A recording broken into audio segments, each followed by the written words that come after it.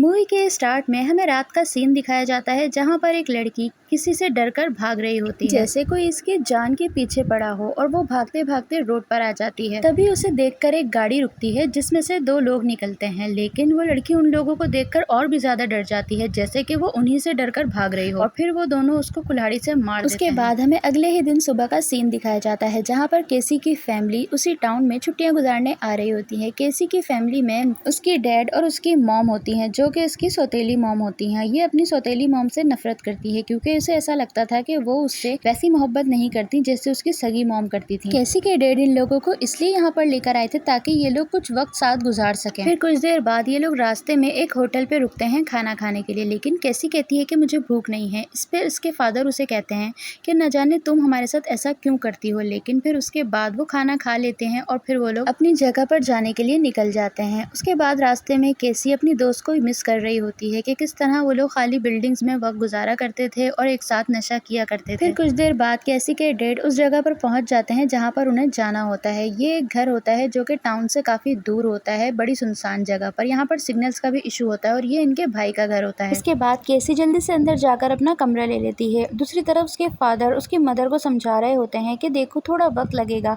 लेकिन केसी तुम्हें समझेगी और तुम्हारी इज्जत करने लगेगी। अब रात को खाना खाते हुए केसी की अपनी मदर से बहस हो जाती है, जिस पर उसके फादर उसे बहुत डांटते हैं। अब केसी को बहुत गुस्सा आ रहा था। वो अपने फादर की कार लेकर टाउन में चली जाती है। फिर वो एक बार में जाती है। वहाँ पर जाकर वो शराब मांगती है तो वो बार वाला आदमी उसे शराब देने से मना कर देता है। वो कहता है कि मुझे लगता है कि तुम तो अभी 18 की भी नहीं हुई। इस पर केसी अपना नकली ID कार्ड दिखाती है और इतने में उसे एक आदमी तंग करने लग जाता है। बार में दो दोस्त भी बैठे हुए होते हैं जो उस आदमी से केसी को बचाते हैं। उसके बाद केसी उन लोगों के पास जाकर बैठ जाती है। वो उन्हें बताती है कि मैं यहाँ पर नहीं आई हूँ, हम लोग कुछ छुट्टियां गुजारने के लिए यहाँ पर आए हुए हैं। मैं अपने शहर में वीरान बिल्डिंग्स को ढूंढा करती थी और वहाँ पर मैं और मेरी दोस्त हम लोग पार्टी किया करते थे, नशा किया करते थे। ये मुझे पसंद है और अगर यहाँ पर भी कोई खाली बिल्डिंग हो तो प्लीज मुझे बताओ। उनमें से लड़का कहता है कि हाँ, एक ऐसी जगह है जहाँ पर पहले एक फैमिली रहा करती थी, लेकिन अब वहाँ पर एक बहन भाई रहते हैं, लेकिन उनको किसी ने नहीं देखा क्योंकि वो लोग कभी भी बाहर नहीं आते। वो लोग कौन है, क्या करते हैं, कोई नहीं जानता। केसी उनसे पूछती है कि क्या वो बहन भाई कभी भी घर से बाहर नहीं निकले, तो लड़की कहती है कि हाँ, वो लोग कभी भी घर से बाहर नहीं निकले। और वो बताती है कि टाउन के लड़का लड़की अक्सर गायब हो जाते हैं और सबका ये मानना है कि शायद वो दोनों बहन भाई ही उन लोगों को अगवा करते हैं, लेकिन पुलिस के पास इस बात का कोई सबूत नहीं है। इसी वजह से वो उन्हें अरेस्ट भी नहीं कर पाते। केसी उनको वहाँ चलने को कहती है। उसके बाद वो दोनों दोस्त केसी को उनके घर के पास ले जाते हैं और फिर केसी अंदर जाने के लिए कहती है। वो दोनों दोस्त केसी को बहुत रोकते हैं, लेकिन वो अंदर चले जाते हैं। फिर दोनों दोस्त भी केसी के पीछे उस घर के अंदर चले जाते हैं। वो लोग घर की काफी छानबीन करते हैं, लेकिन उन लोगों का ऐसा वैसा वहाँ पर कुछ भी नहीं मिलता। अब वो लोग उस घर के बेसमेंट में चले जाते हैं जहाँ पर बहुत ज्यादा स्मेल आ रही होती है। फिर वहाँ पर वो देखते हैं कि एक चादर पे बहुत सारा खून लगा हुआ है और वहीं पर एक कैमरा भी पड़ा हुआ था। फिर ये लोग कैमरे में एक लड़की की रिकॉर्डिंग देखते हैं और ये वही लड़की होती है जिसको हमने मूवी के स्टार्ट में देखा होता है। और वो दो बंदे जो कार में आते हैं वो दोनों यही बहन भाई होते हैं और फिर वो लोग उसको यहाँ पर लाके बहुत बेदर्दी से मार देते हैं। उसके बाद ये लोग समझ जाते हैं कि ये दोनों बहन भाई कातिल हैं। फिर इन लोगों को कुछ आवाज आती है तो इससे पता चलता है कि दोनों बहन भाई अब घर पर वापस आ गए हैं और फिर ये लोग उन्हीं के घर में कहीं छुप जाते हैं और मौका देखकर दोनों दोस्त विंडो से बाहर चले जाते हैं। दूसरी तरफ केसी का पाँव हुक में अटक जाता है, जिसकी वजह से वो भाग नहीं पाती और फिर वो छुपने के लिए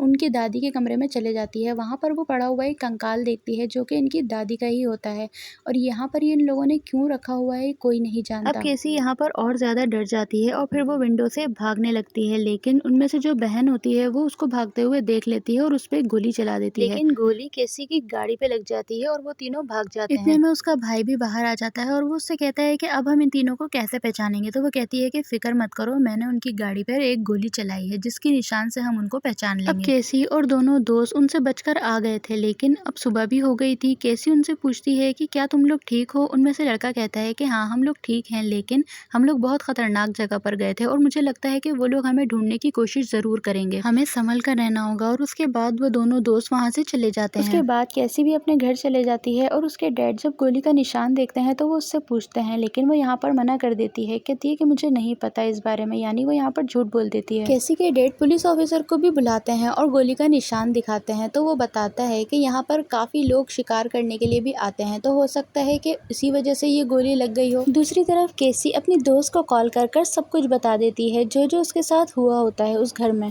अब दोनों बहन भाई बैठे हुए बातें कर रहे होते हैं कि ना जाने वो कौन लोग थे जिनको हमारे बारे में सब कुछ पता चल गया है। तो उनमें से भाई कहता है कि उनमें से लड़के को तो मैं जानता हूँ, वो अक्सर बार में आता है। और इतने में बहन कहती है कि हाँ, मैं भी उनमें से एक लड़की को जानती हूँ जो बार वाले की ही बेटी है। फिर ये कहते हैं कि हम दोनों को पकड़कर मार देंगे और उनका गोश्त खाएंगे, जो कि बड़े मजे का होगा। अब यहाँ पर इन लोगों को केसी के बारे में नहीं पता चलता, क्योंकि केसी इस टाउन की नहीं होती। उस रात केसी के साथ जो दोनों दोस्त उस घर में गए थे, उनमें से लड़की के पास अपने दोस्त की कॉल आती है और वो कहता है कि प्लीज मुझे बचा लो। तो यहाँ पर वो उसके घर जाती है, तो वहाँ देखती है कि दोनों बहन भाइयों ने उसे पकड़ा हुआ है और फिर वो लड़की को भी जख्मी कर लेते हैं और उन दोनों को पकड़कर अपने साथ घर ले जाते हैं। और फिर जब उन दोनों को होश आता है तो वो लोग उसी बेसमेंट में होते हैं। उसके बाद वो लोग इन लोगों से पूछते हैं कि बताओ वो तीसरी लड़की कौन थी, यानी केसी के बारे में ये लोग पूछ रहे होते हैं। लड़का जो बहुत ज्यादा डरा हुआ था वो सब कुछ केसी के बारे में बता देता है और उसके बाद ये दोनों बहन भाई उन दोनों को मार देते हैं। उनमें से लड़के की लाश को भाई अपने जानवर को दे देता है और उसमें से जो लड़की होती है उसको ये लोग बहुत मजे से पकाकर खा लेते हैं। अब इन दोनों बहन भाइयों को केसी के बारे में भी पता चल गया था। दूसरी तरफ केसी जो कि अपने घर में काफी परेशान बैठी हुई होती है, उसकी मदर उससे पूछती है कि क्या तुम ठीक हो।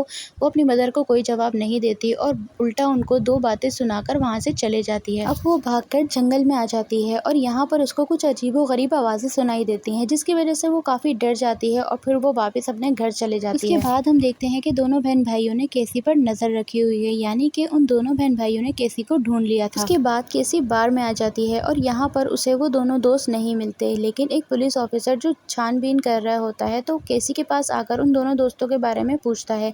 केसी उसे कुछ नहीं बताती, लेकिन कहती है कि हाँ, मेरी कल उन दोनों से मुलाकात जरूर हुई थी।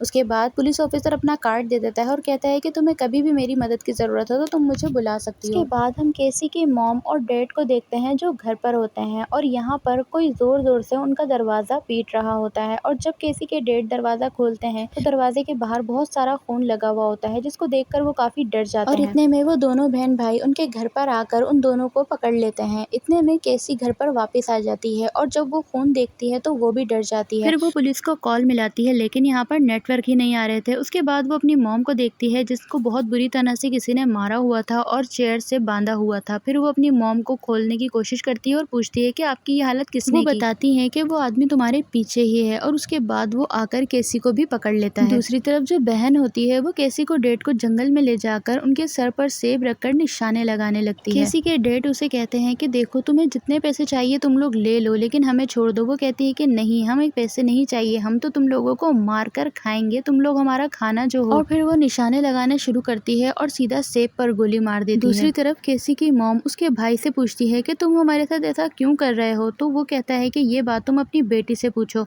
इतने में केसी कहती है कि मैं नहीं जानती थी कि ये लोग कातिल हैं, मैं तो ऐसे ही इनके घर पर गई थी। और उसके बाद वो वहाँ से चला जाता है। उसके बाद केसी की रस्सी खुल जाती है और वो पुलिस को कॉल करती है मदद के लिए और उसके बाद वो वापस से चेयर पर बंदी बनने का नाटक करती है। और फिर वो दोनों बहन भाई अंदर आ जाते हैं और केसी के डैड भी उनके साथ होते हैं। इतने में वहाँ पर पुलिस ऑफिसर भी आ जाते हैं जो बाहर खड़े हुए कातिल भाई को देख रहा होता है। वो उसके पास आकर कहता है कि मैंने तुम लोगों को मना किया था ना कि जो लोग टाउन के नहीं होंगे तुम लोग उन लोगों को कोई नुकसान नहीं पहुंचाओगे, तो तुम इन लोगों को छोड़ दो। वो कहता है कि ऐसे कैसे छोड़ दूं, और अगर तुमने हमारा साथ नहीं दिया तो मैं तुम्हारे सारे गलत कामों की वीडियोस पुलिस को दे दूंगा। और ये मत भूलो कि तुम हमारे कजन भी हो। इसका मतलब कि पुलिस ऑफिसर इन दोनों के बारे में पहले से जानता था। इतने में पीछे से पुलिस ऑफिसर पर उसकी बहन गोली चला देती है और फिर उसका भाई हथियार से उसको मारता है और फिर ये दोनों उसको आग की तरफ ले जाते हैं और रोस्ट करते हैं। दूसरी तरफ केसी के डैड अपनी वाइफ को छुड़ाने की कोशिश करते हैं। इतने में वहाँ पर कातिल बहन आ जाती है और वो केसी के डैड पर गोली चलाने ही वाली होती है कि केसी के डैड उसे पकड़ लेते हैं, लेकिन फिर वो उससे चाकू पर हमला कर देती है। जब उसकी वाइफ उन्हें बचाने आती है तो ये उन पर भी चाकू से हमला कर देती है। फिर इतने में केसी अपनी डैड की गन लेकर वहाँ पर आ जाती है और उस कातिल बहन के हाथ पर गोली मार देती है और खुद विंडो से भाग जाती है। उसके बाद कातिल बहन अपने भाई के पास आ जाती है जो अपने ही कजन को रोस्ट कर